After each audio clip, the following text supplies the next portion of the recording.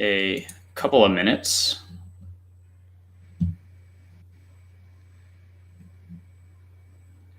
Let's see. It looks like my trigger is actually already good and going. I'm going to go on Facebook to see how we look to make sure it's popping up correctly. I don't know if you already see it. I do Yeah, we not are. We are. All right. see it yet. Cool. Well, I'm going to get out of that so I don't destroy my bandwidth here as we're actually trying to go live. And I guess we will get started in 10 seconds.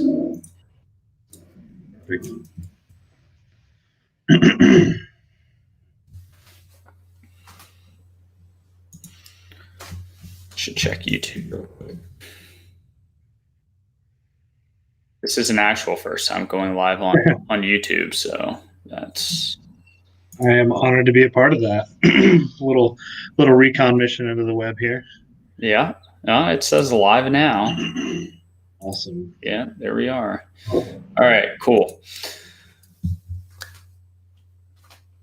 All right. Today, I'm happy to be joined by Lukas Simianer. He is the owner of Raven's Eye. New name, the website is ravenseye.io, which should be up pretty soon by the end of the week, I believe you said, right, Lukas? That is correct. The rebranding will be done by the end of the week. And we are super happy to have you. So how are you doing today? I am doing great. Wonderful way to start the day. Yeah. How's Austin? Austin is, it's beautiful. It's starting to come in towards the fall, winter, which is our rainy season, right? It's monsoons as the storms break over. So lots of hot weather, lots of rain. Yeah, yesterday I was going through the whole tropical storm thing in the morning, being over on the East Coast. So I stole some of it from you, I guess. But anyways, let's start to dive in. Do you just want to give me a really quick background on Raven's Eye and what you guys do and currently? Definitely. Thank you. So ravenseye.io is the specific entity that we're using to make ADA compliant software, right? The onus and the biggest customer draw that we've had, though, isn't just software. It's ADA and visually impaired compliant websites and web design. There's a big thing that's changed recently in history where the Supreme Court ruled that having a accessible website is pretty much the same thing as having a wheelchair ramp on your building, meaning that companies that aren't compliant with WCAG 508, which are other regulating policies for this, are very open to litigation and liable if they have a consumer that's blind or visually impaired that can't use their services. The coronavirus has really created an uptick in online consumerism because no one wants to go out, right? Especially not those that are already disabled and compromised. Absolutely. So what we do is we kind of take that a step further. There's a lot of companies out there that'll make your website compliant and prevent litigation, but they do not provide a user experience for the visually impaired. This is a cause that became really near and dear to me as my stepdad is blind. And even though websites are compliant, they're still bordering on useless for people trying to use them, right?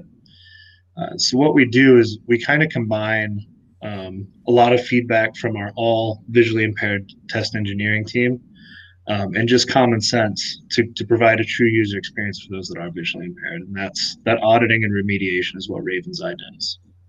That's awesome. That's incredible. And do you know the general percentage of websites that are ADA compliant versus the ones that aren't?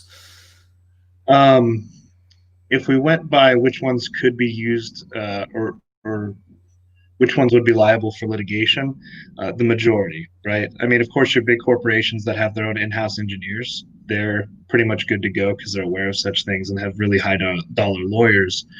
But the majority of American businesses, they are not covered because it's not a consideration to make. It's a new thing. So it's hard to say a percentage, but the majority are not. Right. Now, do you generally, when you're working on a project for someone, are you starting from scratch a lot of times, or can you go into what they already have? Is it when you're trying to do something with the ADA compliancy, are you, maybe they already have a website built out, they paid for that. Can you go on and make that ADA compliant? It's a very good question. So, the majority of the time, we shoot for the most uninvasive surgery possible, if you will. We don't want to go to open heart surgery. What we Nice. do is we remove the mole, right? We go in, we use what they have, and we show them, one, here's how your engineers going forward can do this, and two, here's the upgrades for what you currently have going on. And it really, the scale of that depends on how often they update their website, if they need a long-term consulting, or if it's really just a one and done, let's get what we already have good to go.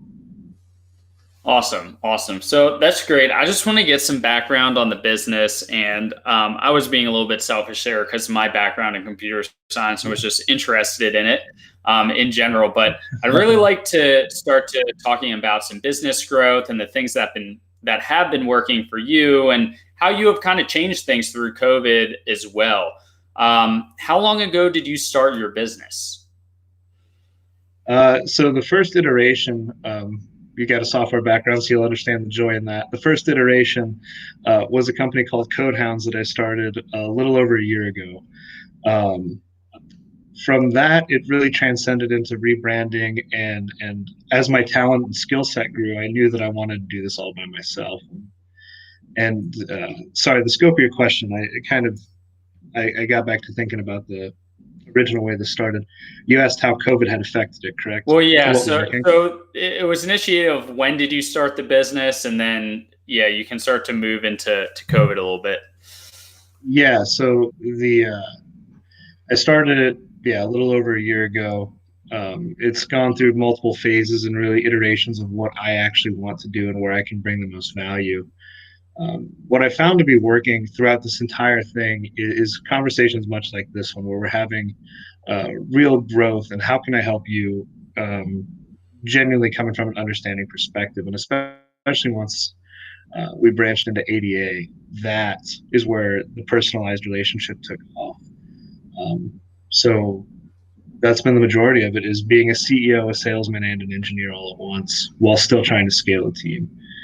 Um, as far as COVID goes, it's really created an uptick in demand, which is great, because there's not a growing competition to match it. It's a very niche industry, and it requires a specialized set of knowledge and experience to use. So, yeah, that's been the past little bit. Yeah. So, I mean, just starting over a year ago, you really see that in that first year, you try and figure out what the business is, what you want it to be. I'm going to pull up some of your past here. You used to be a paratrooper in the 82nd Airborne. You got Purple Heart in 2012, which is insane. Thank you for your service. And moving forward, like just taking all that experience and everything that you experienced in the military and leadership, how does that apply to when you start a business and start figuring out what's working and what isn't? I think the biggest thing that I took or transitioned from the military into this was really resilience.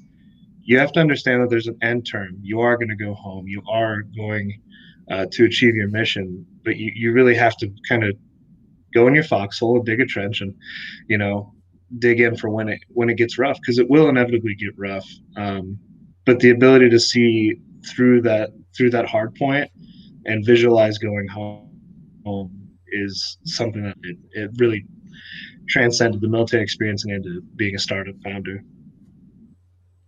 Nice. What has been like, how did you start initially prospecting and trying to get clients, and where are you today with that? What's the change that happened? So it If initially there is. started. Oh, there's been a huge change through iterations of that as well. This all started.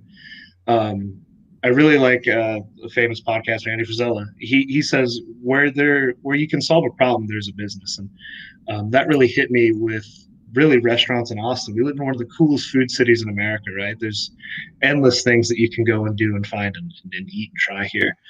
But a lot of them are lacking in websites, or the websites don't have menus, or the websites are broken. And I was like, man, as a junior engineer, it wouldn't take much for me to just build up a website for these restaurants and make it usable.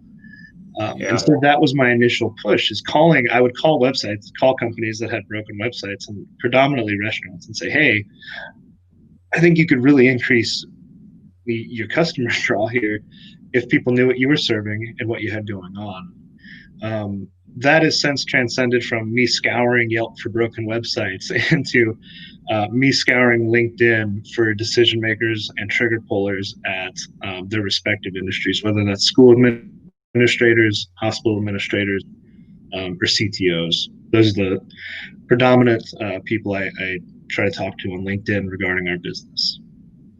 Nice. LinkedIn has become increasingly popular, just really in the past couple of years. But then you just look at COVID now, and I think it just like completely blew up. Mm-hmm. Um, I'm really interested to know, since it sounds like you've had some sort of success there, of what that prospecting strategy looks like when you're in the B2B world and you're trying to make a trusting introduction and not come off as snake oil salesman, if you will. Most definitely. So I kind of have the magic sauce, which is me and my partner, who's our VP of customer relations, have a sales meeting. And much like the military, where you're going on a targeted mission or a raid, we really get some intel on who we're going to talk to, what this industry is, why they need us, and then we go through their specific website, right? Because we're not going to approach someone that already has what we're offering. So say they get through the first echelon, which is their website needs it. We really dig into a deeper intelligence briefing. And then I just reach out to that person. I'll be somewhat persistent, but I also send a personalized LinkedIn message. I don't do the copy pasta stuff because I know personally when I get those, I throw them right out, if not block the person. And so our target acquisition takes a bit longer, but the value of our customer is a lot higher. And so I think that picking the good ones is key. It absolutely makes sense. I think the one thing that you brought up that's really important is you take the time to do a little bit of research first before you reach out to someone. And then you're probably providing some value or, making a personal reference within that text that you're sending. And that can obviously lead to a higher rate of response and building some immediate trust. Now, one of the things that, I know in the B2B world is that when you're a small operation, it's sometimes really tough to try and build your credibility and make a sale and actually get to closing a sale, appearing maybe a little bit bigger than you are sometimes. I'm wondering how you approach that inside more of the IT side of things and the building out of systems type of thing. Because in the marketing world, while, sure, I do some web design, a lot of what I do is consulting based. So it's a lot easier to say like, hey, I'm an expert independent consultant type deal. And what I do is I talk to you and make you better. Mm-hmm. And it's completely different when you have to build out, this entire ADA compliant system. And they're like, wait a second, like, how are you going to do this yourself? And why are you worth, $10,000, $15,000, $30,000 to be able to do something like this? And I don't know exactly what your prices are, but that's a good guess. Yeah, I would love to hear how you approach that credibility. So I really link it back, and perhaps part of this is from the military, perhaps part of it's really just character and built and earned, right? But that personal relationship is a big thing. So establishing rapport, the first little piece there. The second piece there, to the credibility side of it, is being knowledgeable, right? Your job is to have specific knowledge. A CTO at a big company, their job is not to have specific knowledge. They have general knowledge. You want to insert yourself as someone in their mastermind group, someone that they want to tap on, because you have that specific targeted knowledge and prove that value long before you even talk about prices or sales. From there comes the infrastructure, right? Does your website mimic your competitors that have millions of dollars in funding? I personally chose not to pursue funding because I don't want to give up equity. I had faith in myself on that, and um, so really mimicking within the legal parameters of what we can do, mimicking their websites, right?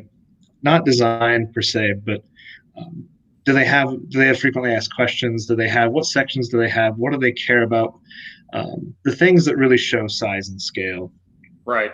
So if your digital footprint provides the image, and you provide the image, perception, as I said, is 9/10 of the law, I think, in sales for SaaS at least. Yeah, absolutely. The FAQs, I'm really happy you brought that up. It's like such an overlooked thing on a lot of small business Yeah. websites. And like I've seen businesses just add an FAQ section to their poorly designed website and start getting like double the amount of people like requesting in each month. Like, so if they only had two people, like now all of a sudden they have four. And like at a small business level, like that's a huge change. Especially if you're, a roofing contractor and your job's $8,000 or whatever that is. But yeah, the FAQs, they pack a punch because you're just answering people's objections the whole time. But it's really it's very similar to in the military. We used to say if you want to walk through somewhere without getting bothered, make sure you're holding a folder with some papers in it. And it's the exact same thing online. If you don't want to be bothered by the small stuff, make sure you're walking by with some papers. You look busy, you look the part, look like you're on a mission.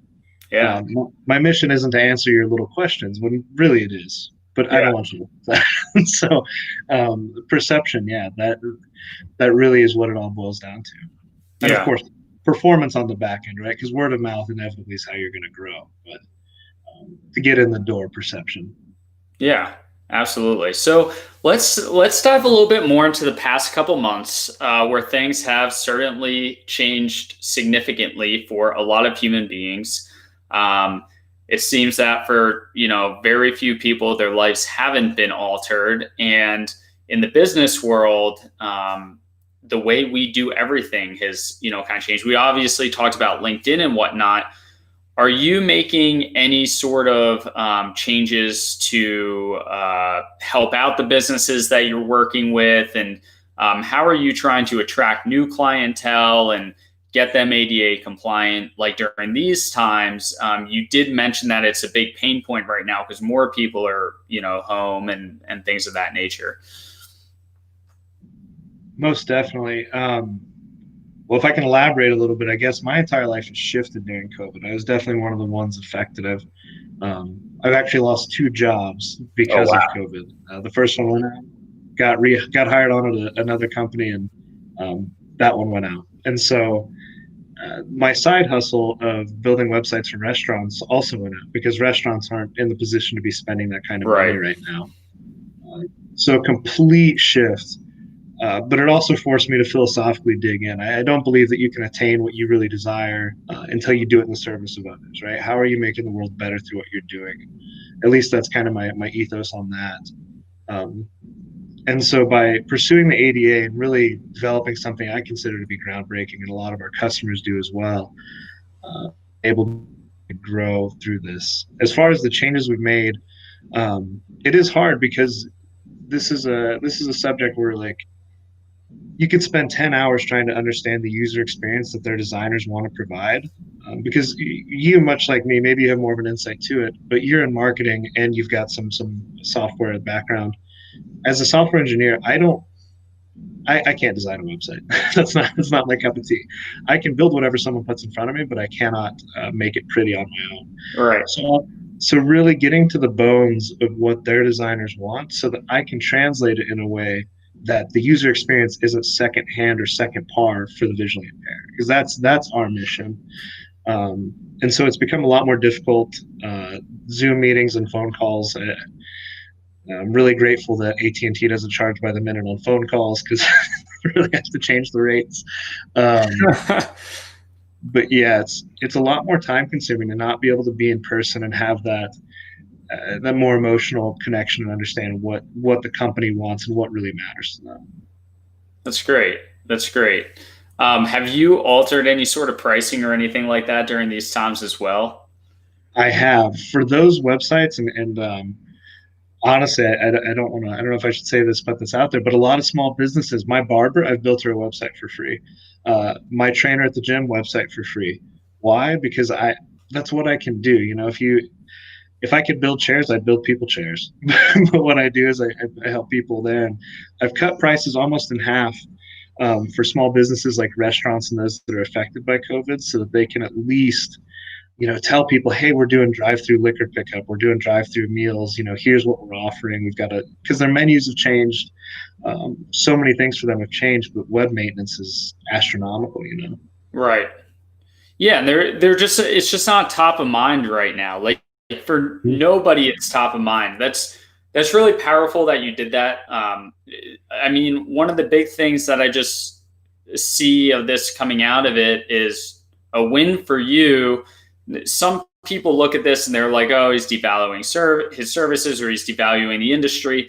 And while that's a point for a later day, I won't get into that. I think you're like during this specific time, if you have the money to survive right now and you were able to do that, you're probably going to be turning up your referral game in a couple months quite a bit by utilizing that kind of strategy.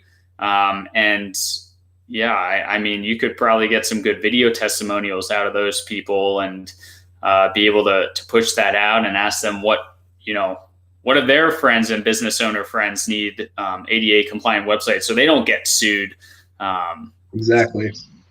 Well, the biggest thing to me, and it's prevalent in every industry, but I see it so much in software.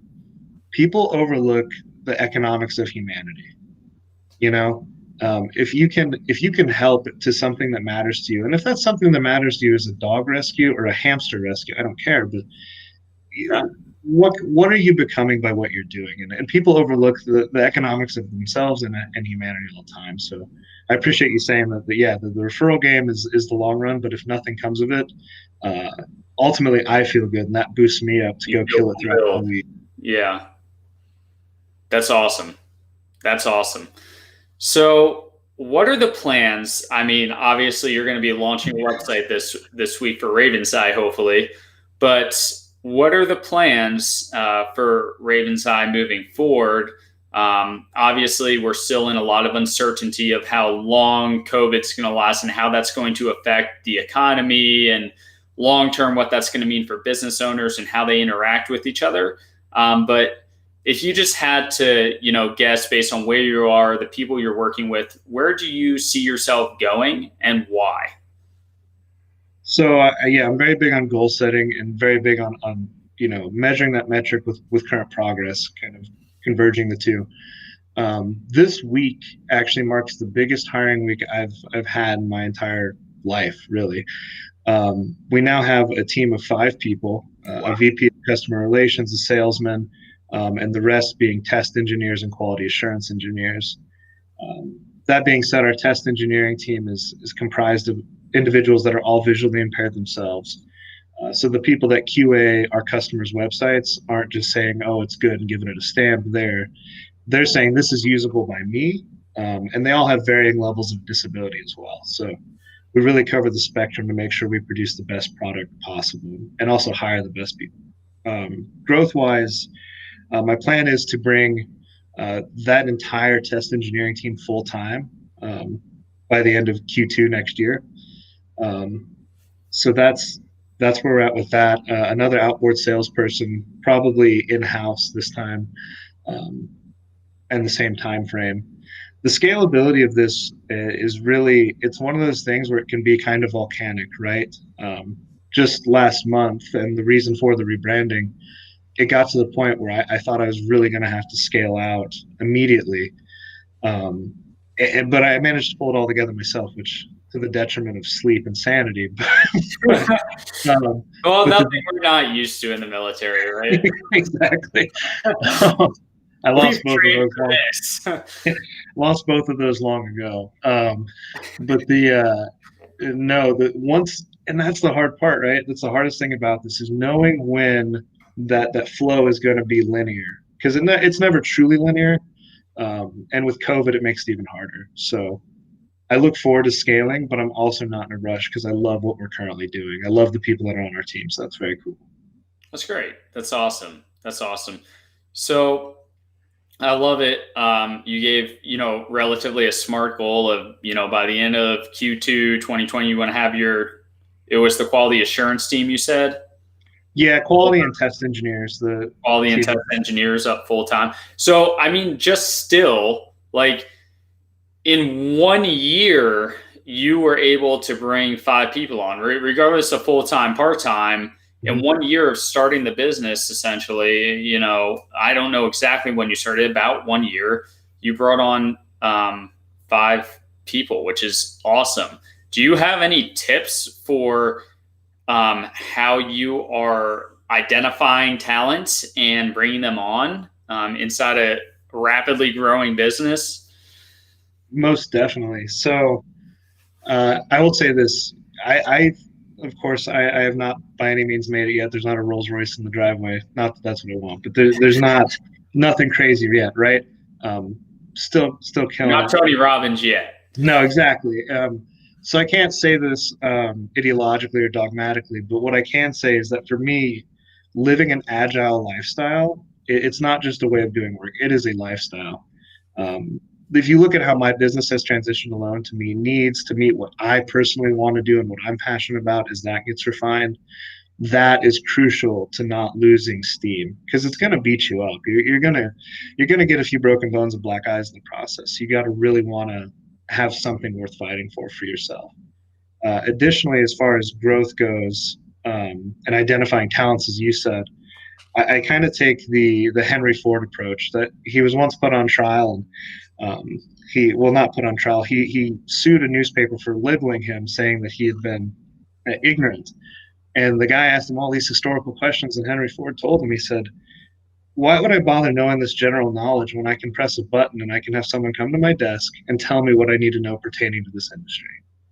He had the specific knowledge at his fingertips, and not the general, not just this wealth of knowledge and overloading himself. And I think we Right. have to apply the same thing, especially in software, because you're a blessed human if you know all of React. You're a blessed human if you know all of Python.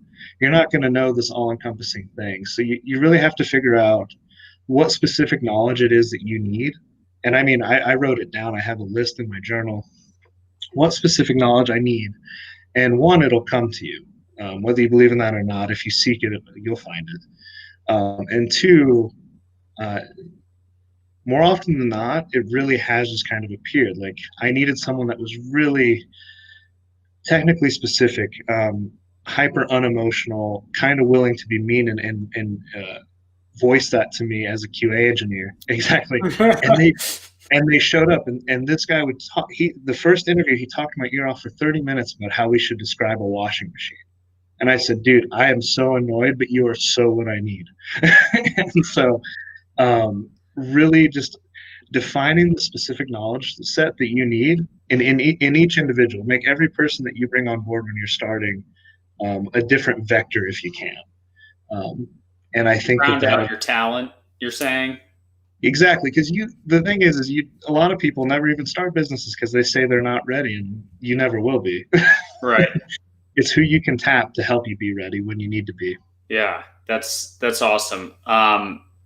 I think, you have one of those traits that's really hard for a lot of business owners to come around to, which is like when you said, you're annoyed, but you're exactly what I need. Most people don't want to admit that to themselves. Like that's what they need. Like they don't want to put themselves through the pain of having, someone there to be able to, tell you bluntly what needs to be done. But yeah, it's insane. I mean, that's why a lot of people aren't coachable Mm-hmm. and whatnot. So that's really awesome. What about being a boss and a leader? I'm sure you have some tidbits that you pulled from the military to help with your leadership capabilities. What do you do in order to manage and organize everyone? So I'm very big on visual cues, which let me tell you becomes much more challenging when half of your employees are visually impaired. Because you don't want to discriminate, right? Obviously, you want to make sure that they one, feel a part of the team and just as valued as everyone else, if not more so, because honestly, I couldn't do what I'm doing without them. And so it becomes very hard for me to do that. So I rely largely on emails that are very specific to the person, and very long phone calls. Not, I shouldn't say long, very depthy, right? Let's get the point across. Let's be succinct, and let's move forward and get this mission done. And I think that is very much drawn from the military. Is I'm not every conversation is going to be the super personal. How's the dog? How's the wife? No, sometimes it's like, hey, Charles, I need A, B, C, and D done. I need it done by the 15th, whatever it is. Right. And you really killed it last time. Thanks. Bye. Yeah. But the thing is if you're going to run that way, I think all you have to do is put that disclaimer out there. Say, hey, we're going to have our fun time and we're going to have our company events once COVID blows over. And if you ever need to talk to me on a personal level or anything about anything in life, call me, right? But during the day, if I shoot you a call and I'm real succinct and brief, don't take it any sort of way other than, hey, we're growing this company and we're all trying to make some big money doing this. That's awesome. Yeah, no, that's absolutely invaluable advice right there. Just being able to, still understand that you can be empathetic and, have an employee call you and talk about something. But when you're on business hours, let's get focused. Let's keep our head in the game and keep the mission moving. So that's awesome.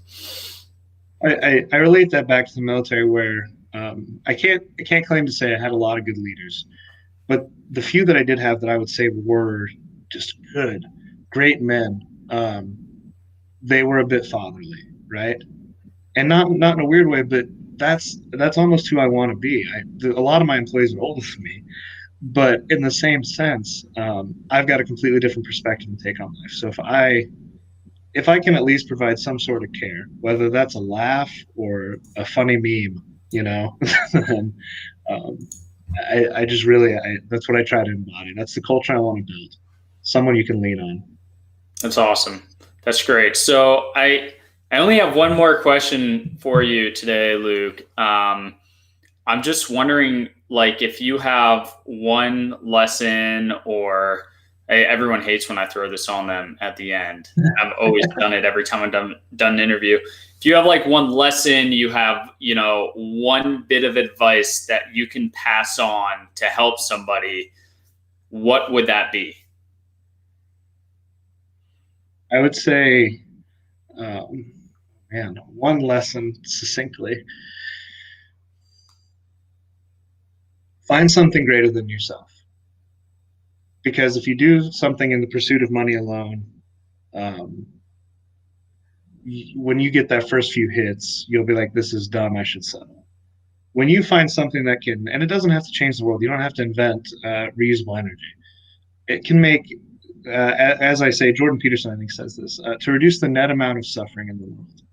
So wherever and however you can do that, whatever your talents can do that, that's what you should do. Ask yourself what talent, to put it succinctly, ask yourself what talent you can draw upon to help you reduce the net amount of suffering in the world.